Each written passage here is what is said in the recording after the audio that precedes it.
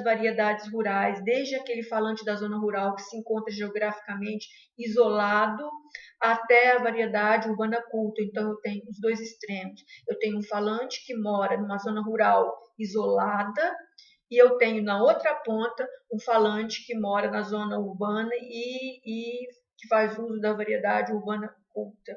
Então, dentro desse contínuo, desses extremos, desses dois polos, o falante pode se encontrar em qualquer posição desse contínuo.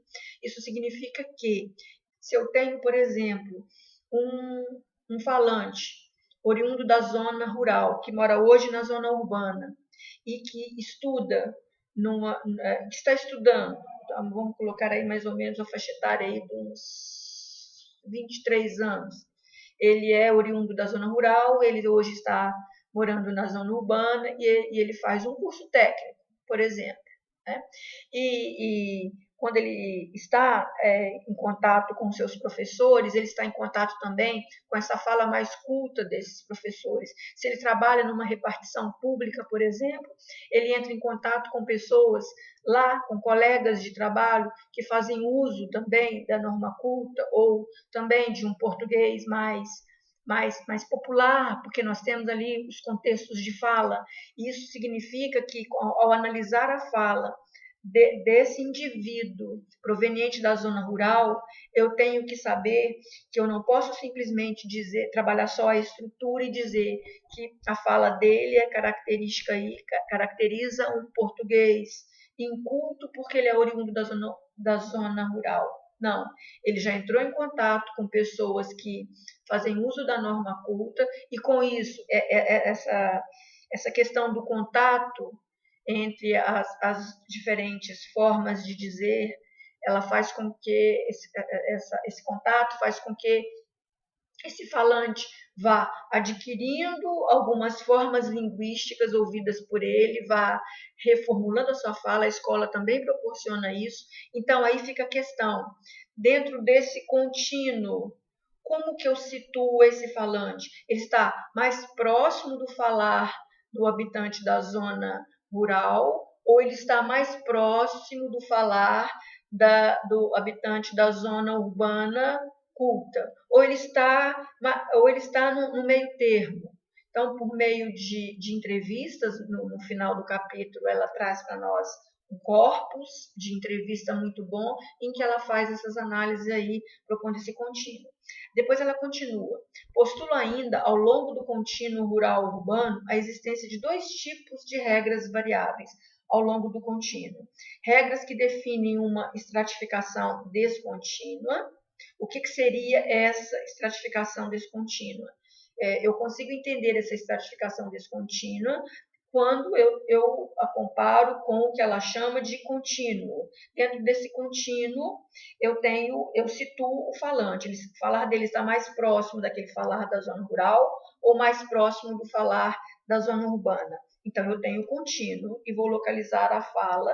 Eu vou perceber no registro desse falante algumas expressões que caracterizam traços da fala do habitante da zona rural e traços da fala do habitante da zona urbana. Agora, se há se não há um contínuo, há uma descontinuidade, quando ela fala em estratificação descontínua, é porque no registro da fala desse falante, nós só conseguimos encontrar aquilo que caracteriza a variedade regional e social mais isolada. Então, não há na fala desse indivíduo expressões ou traços que mostrem que ele faz uso de um outro registro que não o registro daquele que mora na zona rural. Então, essa é a estratificação descontínua. Ele está localizado naquele ponto. O falar dele, na fala dele, nós temos marcas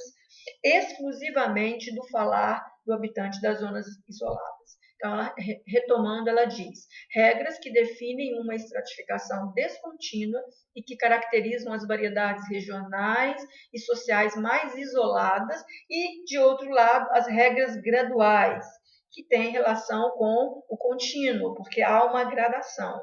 Essas regras graduais definem uma estratificação contínua e estão presentes no repertório de praticamente todos os brasileiros, essas regras graduais.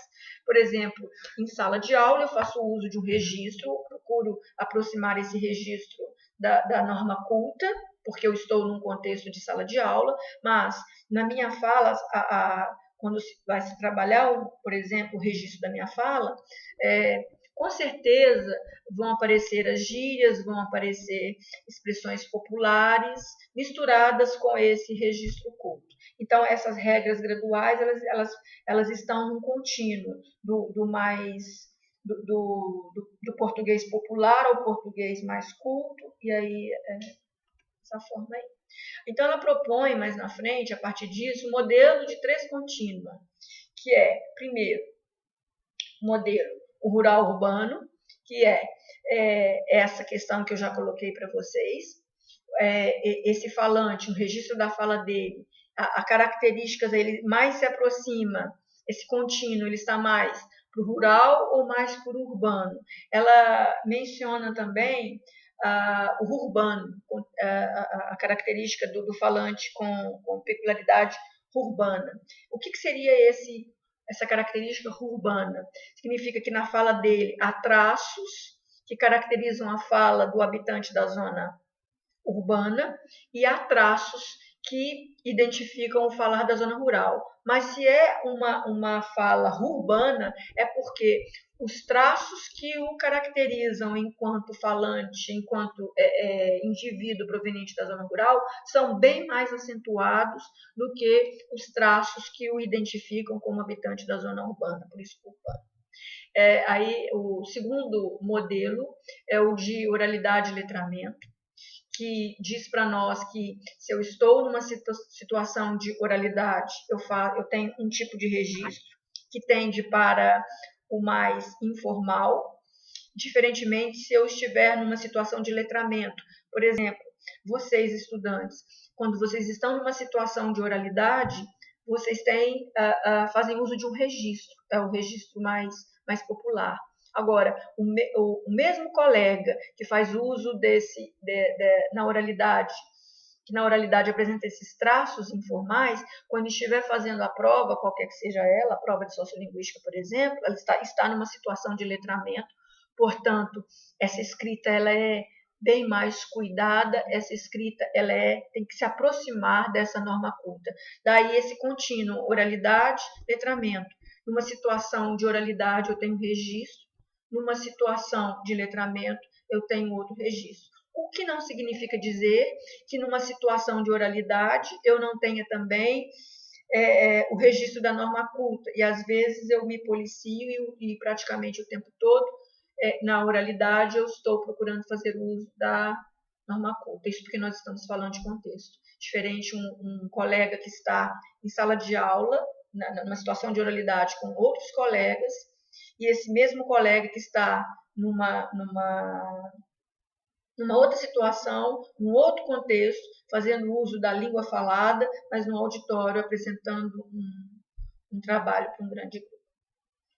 E o contínuo de monitoração estilística. O que seria essa monitoração estilística? É quando eu estou numa situação de fala, eu estou monitorando o meu estilo. Ou seja, o que eu estou fazendo agora, tentando pelo menos, né? Porque essa situação aqui para mim ela é nova. Mas eu estou monitorando a minha fala, eu estou vigiando, prestando atenção naquilo que eu estou falando, porque a situação contextual exige isso de mim. Então, ela diz aí, quanto à monitoração estilística, Bell argumenta que atribuir a variação estilística intraindividual somente ao fator atenção conferida à fala é simplificar muito a questão. Ela está falando de Labov nos seus estudos iniciais, essa era a teoria defendida por Labov em 1966, no início de seus estudos em Nova York. Ele dizia que a monitoração estilística ela está relacionada, ela diz respeito apenas à variação estilística intra-individual como fator de atenção conferida à fala, ou seja, o que seria a variação estilística intra-individual? É eu comigo mesma, eu prestando atenção no meu modo de falar, me vigiando, me monitorando. Então, a monitoração estilística estava relacionada, a princípio, apenas ao fator atenção conferida à fala. Ou seja, eu estou numa situação discursiva e eu estou prestando atenção na minha fala, eu estou monitorando a minha fala. Isso que Bell diz que somente esse fator aí ele é extremamente simplificador e que há algo mais do que isso. Então ele afirma em seguida, para Bell, a escolha de estilo é essencialmente uma acomodação do falante às características de seu interlocutor, ou seja, o interlocutor exerce influência na escolha